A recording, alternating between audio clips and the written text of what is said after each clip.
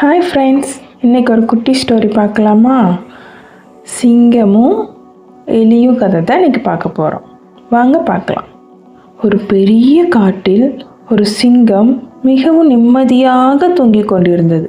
அப்போது அங்கு வந்த ஒரு சிறிய எலி சிங்கத்தின் உடலின் மீது ஏறி குதித்து விளையாடி கொண்டிருந்தது.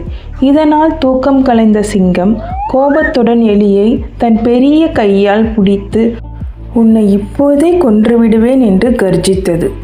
எலி பயந்து, அரசே, என்னை மன்னித்து விடுங்கள், என்னை சாப்பிடாதீர்கள், என்னை விட்டு விட்டால் என்றாவது ஒரு நாள் நான் உங்களுக்கு உதவி செய்வேன் என்று கெஞ்சியது. எலியின் பேச்சை கேட்டு சிங்கம் சிரித்தது. நீ எவ்வளவு சிறியவன், எனக்கு எப்படி நீ உதவி செய்வாய் என்று கூறி எலியை விடுவித்தது. சில நாட்கள் கழித்து வேடன் விரித்த வலையில் சிங்கம் சிக்கிக்கொண்டது. சிங்கம் வெளியே வர முடியாமல் கர்ஜித்தது. அந்த சத்தத்தை கேட்ட எலி உடனே அங்கு ஓடி வந்தது. தன் கூர்மையான பற்களால் அந்த வலையை எலி கடித்து சிங்கத்தை மீட்டது.